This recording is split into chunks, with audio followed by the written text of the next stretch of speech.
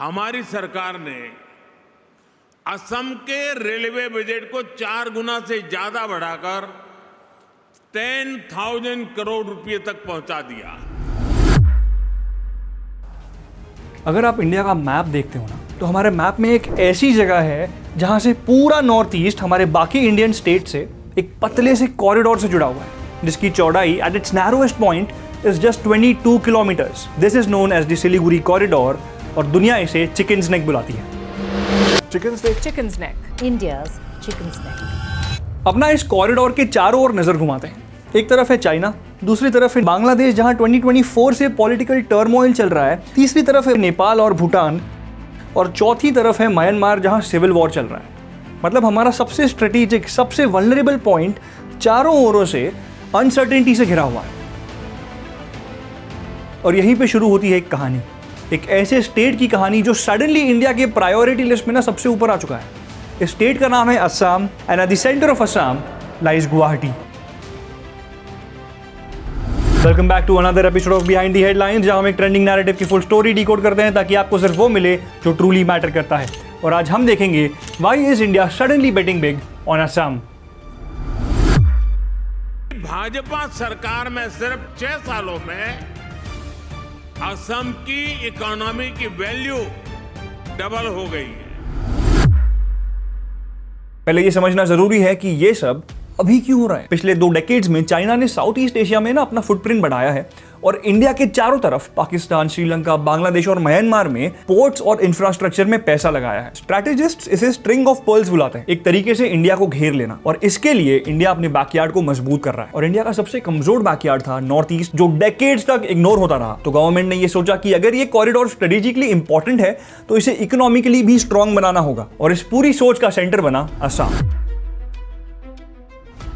लेकिन असम ही क्यों? क्योंकि असम ना गेटवे है। Now if you look at the map, Siliguri corridor से अगर आपको नॉर्थ ईस्ट के बाकी कोई भी स्टेट में जाना है ना, तो उसका रास्ता असम से होकर ही जाता है। तो जो असम को कंट्रोल करता है वो पूरे नॉर्थ ईस्ट से कनेक्ट करता है। अब बात करते हैं इन्वेस्टमेंट्स और प्रोजेक्ट्स के बारे में और असम की इकोनॉमिक चेंज को समझते हैं। असम का GSDP around 7.4 lakh crore rupees है, पिछले साल से 15% ज्यादा। और पर कैपिटा इनकम FY26 में अराउंड 1.85 लाख रुपीस थी, जो कि FY21 में सिर्फ 87,000 के आसपास थी। मतलब पिछले 6 सालों में per capita income has more than doubled. ये दिखाता है कि सेंट्रल गवर्नमेंट ने ना असम में हेवीली इन्वेस्ट किया इन टर्म्स ऑफ प्रोजेक्ट्स। सबसे पहला प्रोजेक्ट बन रहा है असम के जागी रोड में, जहां कभी एक बंद हो चुका पेपर मिल था, वहां आज टाटा इलेक्ट्रॉनिक्स इंडिया की पहली सेमीकंडक्टर असेंबली और टेस्ट फैसिलिटी बना रहा है with an investment of 27,000 crore rupees. और ये प्लांट एक दिन में 4.8 करोड़ चिप्स पैकेज और टेस्ट कर पाएगा, creating around 15,000 direct jobs and over 10,000 indirect jobs. अब वैसे तो ये सिर्फ एक असेंबली और टेस्टिंग फैसिलिटी है, not a chip fabrication plant, which means कि यहां पे चिप्स मैन्युफैक्चर नहीं हो पाएंगे। But it is still a huge thing, because आज से 10 साल पहले किसने इमेजिन किया था कि असम इंडिया के सेमीकंडक्टर मैप पर होगा। आज वो रियलिटी के काफी करीब है। असम का सबसे बड़ा मोमेंट आया फरवरी 2025 में, जब कॉर्पोरेट जायंट्स भी गवर्नमेंट के विजन को सपोर्ट करने के लिए असम को एक अपॉर्चुनिटी की तरह देखने लगे। Gautam Adani today announced 1 lakh crore rupees investment commitment for Assam and the broader northeast region over the next decade. पिछले साल एडवांटेज असम 2.2 के समिट में ना 4.9 लाख करोड़ रुपीस के प्रपोजल्स डिक्लेयर किए गए। रिलायंस, अडानी, टाटा पावर और वेदांता ने भी बड़े बड़े नंबर्स डिक्लेयर किए हैं, लेकिन इन्वेस्टमेंट और अनाउंसमेंट दोनों में काफी फर्क होता है। और असम ने ये पहले भी देखा हुआ है, क्योंकि 2018 के समिट में भी ना करीब 1 लाख करोड़ की इन्वेस्टमेंट्स अनाउंस तो हुई थी, लेकिन ऑन ग्राउंड सिर्फ 52,000 करोड़ के आसपास ही इन्वेस्ट हो पाया। बट इस बार कहानी शायद डिफरेंट है, क्योंकि अब तक 70 MOUs के अंडर ना 1.2 लाख करोड़ रुपीस के प्रोजेक्ट्स इंप्लीमेंट स्टेज में पहुंच चुके हैं। अगर ओवरऑल कमिटमेंट के आधे प्रोजेक्ट्स भी रियलिटी में कन्वर्ट होते हैं ना, तो असम की इकोनॉमी फंडामेंटली काफी डिफरेंट लग सकती है। अगर असम को ट्रेड हब बनाना है तो इंफ्रास्ट्रक्चर डेवलप करना बेहद जरूरी है, और पिछले कुछ सालों में एग्जैक्टली वही हुआ है। सबसे पहले एविएशन की बात करते हैं। दिसंबर 2025 में गुवाहाटी एयरपोर्ट का नया इंटीग्रेटेड टर्मिनल लॉन्च हुआ, लगभग 5,000 करोड़ के ओवरऑल डेवलपमेंट प्लान के साथ। Annual capacity 1.3 crore passengers with direct international connectivity to destinations like Bangkok, Singapore and many more. 10 साल पहले ना गुवाहाटी एक ट्रांजिट सिटी था और आज वो नॉर्थ ईस्ट का एविएशन हब बन रहा है। लेकिन असली चैलेंज जमीन पर था, और उस चैलेंज का नाम था ब्रह्मपुत्रा। ये रिवर ना सालों से एक दीवार की तरह थी जो नॉर्थ ईस्ट को दो हिस्सों में अलग करती थी और इसीलिए इंडिया ने उसे क्रॉस करना शुरू कर दिया। भूपेन हजारिका सेतु इंडियाज लॉन्गेस्ट रिवर ब्रिज 2017 से ऑपरेशनल है। बोगीबिल ब्रिज रेल और रोड दोनों को जोड़ता है और अब 19.3 किलोमीटर का धुबरी फुलबरी ब्रिज बन रहा है। ऊपर से ब्रह्मपुत्रा में इंडिया अपना पहला under water road cum rail tunnel बना रहा है। मतलब एक एक करके बैरियर्स को कॉरिडोर्स में बदला जा रहा है। रेलवेज डबल हो रही है, इलेक्ट्रिफिकेशन बढ़ रहा है। मिजोरम, मणिपुर और नागालैंड पहली बार नेशनल रेल नेटवर्क से इफेक्टिवली जुड़ रहे हैं। और फिर आता है सबसे अंडररेटेड प्रोजेक्ट, वाटरवेज। ब्रह्मपुत्रा को नेशनल वाटरवे 2 के रूप में डेवलप किया जा रहा है। 4,800 करोड़ रुपीस का push, cargo vessels, river terminals, water metro. एक नदी जो कभी प्रॉब्लम थी आज सोल्यूशन बनने की कोशिश कर रही है, विच इज वाई गुवाहाटी धीरे धीरे एक लॉजिस्टिक सिटी में ट्रांसफॉर्म हो रहा है। अब इन सब लेयर्स के साथ ना एक और इंपॉर्टेंट लेयर जुड़ी है, डिफेंस। सिलीगुड़ी कॉरिडोर के पास ना इंडिया ने नए आर्मी गैरिसन्स खड़े किए हैं, जैसे धुबरी के पास लचित बोरफुकान मिलिट्री स्टेशन, और बॉर्डर रोड्स ऑर्गेनाइजेशन भी स्ट्रेटेजिक रोड्स और टनल्स बना रहा है। इसका मतलब ये है कि ये सिर्फ इकोनॉमिक इंफ्रास्ट्रक्चर नहीं, ये एक डुअल यूज नेटवर्क है। आम दिनों में ये ट्रेड और लॉजिस्टिक्स चलाता है और जरूरत पड़ने पर यही नेटवर्क डिफेंस को भी सपोर्ट करता है। और यही इस पूरे प्लान की असली सोच है, इकोनॉमी और सिक्योरिटी को एक ही इंफ्रास्ट्रक्चर में जोड़ देना।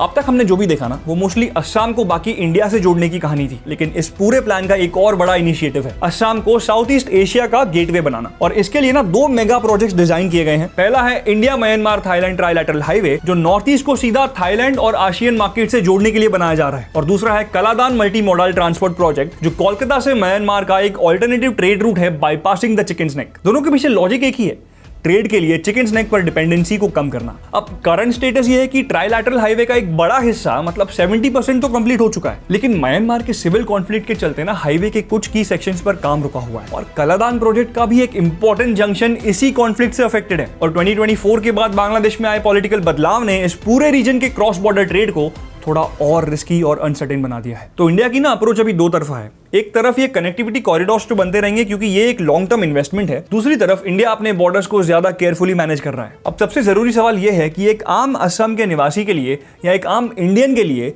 इस सब का क्या मतलब है। The answer boils down to employment, नौकरी। डेकेड से ना नॉर्थ ईस्ट की एक ही कहानी रही है, यहाँ के नौजवान काम के लिए बाहर चले जाते हैं। देखो to Bangalore, Delhi, Mumbai and many more cities. आज भी असम के करीब 28 आउट माइग्रेंट्स काम की तलाश में अपना स्टेट छोड़ के जाते हैं। तो ये पूरा डेवलपमेंट बेल्ट असल में एक ही सवाल का जवाब ढूंढ रहा है कि क्या अब वो यंग पॉपुलेशन अपने घर के आसपास ही काम ढूंढ पाएगा। चलो देखते हैं नंबर्स क्या कहते हैं। सिर्फ टाटा का चिप प्लांट ही ओवरऑल 27,000 जॉब्स पैदा कर सकता है। एडवांटेज असम 2.0 के एमओयूज के थ्रू ना करीब 2 लाख इंडिविजुअल्स को एम्प्लॉयमेंट मिल सकती है। और इसके अलावा एक इंटरेस्टिंग एमओयू जापान के साथ हुआ है, जिसमें जापान असम से करीब 50,000 स्किल्ड वर्कर्स को हायर करने की बात कर रहा है। मतलब अपॉर्चुनिटी सिर्फ असम के अंदर नहीं, बाहर भी बन रही है। और स्टेट का ना मैक्रो पिक्चर भी सुधर रहा है। Assam today is the third fastest growing state in India with 7.94% GDP growth। ये ट्रेंड दिखाता है कि गैप धीरे धीरे कम हो रहा है। लेकिन एक ऑनेस्ट रियलिटी चेक ये भी है कि असम में आज भी 21 लाख से ज्यादा पढ़े लिखे रजिस्टर्ड अनएम्प्लॉयड इंडिविजुअल्स हैं। अब इसके सामने 2 लाख का प्रोजेक्शन ना एक स्ट्रॉन्ग शुरुआत तो है, लेकिन पूरा सोल्यूशन नहीं है। तो जॉब्स आ रही हैं बट डिमांड अभी भी सप्लाई से काफी आगे है। हर बड़ी ग्रोथ स्टोरी के साथ ना कुछ रिस्क भी आते हैं और असम के केस में 3 चीजें खास ध्यान देने लायक हैं। पहला है स्टेट का कर्जा, डेट। पिछले 5 सालों में असम का आउटस्टैंडिंग डेट करीब 103% बढ़ गया है, 72,000 करोड़ रुपीस से बढ़कर लगभग 1.47 लाख करोड़ रुपीस। ये याद दिलाता है कि ग्रोथ काफी हद तक उधार के पैसे पे चल रही है और उसे संभालना एक बड़ा रियल चैलेंज होगा। दूसरी चीज है क्लाइमेट चेंज और फ्लड्स। ये शायद असम का सबसे पुराना और सबसे स्ट्रक्चरल चैलेंज है। स्टेट का करीब 40% लैंड ना फ्लड प्रोन है, जो नेशनल एवरेज से 4 गुना ज्यादा है। पिछले साल की बाढ़ में ही करीब 6.5 लाख लोग अफेक्ट हुए थे। अब इसका सीधा असर ना इंफ्रास्ट्रक्चर पर पड़ता है, क्योंकि जो भी नई रोड, एम्बैंकमेंट या फैक्ट्री बनती है उसे हर साल ब्रह्मपुत्रा की बाढ़ का सामना करना पड़ता है। और तीसरी चीज है जमीन। बड़े प्रोजेक्ट्स के लिए बड़ी जमीन चाहिए होती है और ये हमेशा आसान नहीं होता। Land acquisition has been an issue regarding local communities. कई बार बोडो समुदाय ने डिस्प्लेसमेंट को लेकर चिंता भी जताई है। ये दिखाता है कि डेवलपमेंट और लोकल कम्युनिटीज के बीच बैलेंस बनाना भी एक रियल ऑनगोइंग प्रोसेस है। तो आज के ना 2 टेकअवेज हैं। पहला, असम की ट्रांसफॉर्मेशन रियल है। एक सेमीकंडक्टर चिप प्लांट, एक वर्ल्ड क्लास एयरपोर्ट, नए ब्रिजेस, ग्रोथ जो इंडिया में 3रे नंबर पे है। ये सब एक्चुअली हो रहा है इन रियलिटी। स्ट्रेटेजिकली इंडिया के लिए ये मजबूरी भी है और मौका भी है। नंबर 2, हो रहा है और हो गया दोनों अलग चीजें हैं। असली टेस्ट ना 3 जगह पे है। क्या MOU सच में फैक्ट्रीज बन पाएंगे? क्या नौजवानों को लोकल जॉब्स मिलेंगे? और क्या असम अपने कर्जे और बाढ़ को हैंडल कर पाएगा? अब इनका जवाब अगले 2-3 साल में मिल पाएगा। हमारे पिछले एपिसोड में हमने देखा था कि असेंबल्ड इन इंडिया टैग के पीछे ना एक लंबी कहानी है। असम की कहानी भी कुछ वैसी ही है। ये एक ऐसी जगह है जो डेकेड्स तक इंडिया के नक्शे के कोने में थी और अब अचानक सेंटर में आने की कोशिश कर रही है। तो असम इंडिया का एक ऐसा दाव है जहां ज्योग्राफी, जियोपॉलिटिक्स और इकोनॉमिक्स तीनों एक साथ मिल रहे हैं। Well, that's it for today's episode of Behind the Headlines. For more such India-relevant breakdowns like this, subscribe to Uplearn by Upstocks. So we'll be back with another story that's shaping your world. Till then, stay sharp.